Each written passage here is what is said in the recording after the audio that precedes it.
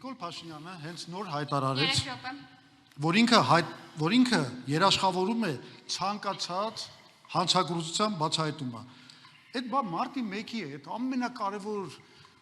հանցագործությունը, ինչի՞ չբացահայտեցիք։ Միակ սահմանական դատարան էլ ստեղծեցիք, միակ սահմանական փոփոխություն անելով, ու հենց այդ ՍԴ-ն փակեց մարտի գործի բացահայտումը։ Ու մի հատ էլ ռեպլիկ։ Ասում եք, հա, Թաթոյանը եղել է Սերժ Սարգսյանի օրոք բանի պաշտպան, ՄԻՊ եւ եղել է Արդարության փոխնախարար։ Բայց արդյոք իրավունք ունի դրա մասին խոսել մի մարդ, որ Սերժ Սարգսյանի օրոք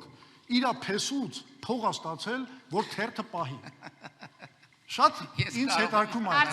Արդյոք դուք ունեք բարոյական իրավունք դեռ խոսալ։ Նախ մարտի 1-ի մասով այս կետում ես լիարժեք համաձայն եմ, այո, մարտի 1-ի գործը բացահայտված է, այլ բան, որ պետք է պատիժ ստանան մեղավորները։ Եվ Փառք Աստծո Հայաստանի դատաիրավական մաֆիայի գործը, փակուղի մցրած գործը մարդու իրավունքների եվրոպական դատարանը դուրս բերեց փակուղուց եւ Ռոբերտ Քոչարյանը մարտի 1-ով պետք է նստի բանտ երկար տարիներով։ Ինչ վերաբերում է Սերժ Սարգսյանի փեսա երկար տարիներով պետք է նստի բանտ եւ դա իմ քաղաքական հանձնառությունն է եւ շատ արագ ընտրություններից հետո եւ այս ժողովրդին կոչ եմ անում գնալ քվյարկել այս թեման փակել այս բաները եւ ոչ միայն Ռոբերտ Քոչարյանը ինչ վերաբերում է Սերժ Սարգսյանի փեսա Միշիկին մենք Միշիկի գույքերն ենք ապօրինի այսօր հետ վերադարձում եւ այս խորհրդարանում անդրադարձել եմ մենք Միշիկից փող չենք մերցրել մենք Միշիկին փող ենք տվել որովհետեւ մեր թերթը վաճառվել է այդ ցանցում մոնոպոլ որից իրանք շահույթներ են ստացել եւ այդ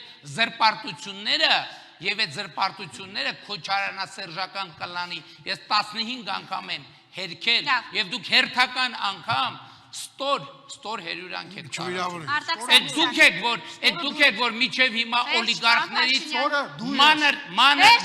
կոպեկներ եք վերցնում ձեր խղճուկ գոյությունը քարշ տալու համար խոսքը քաղաքական գոյության մասին։ Քոչարյանը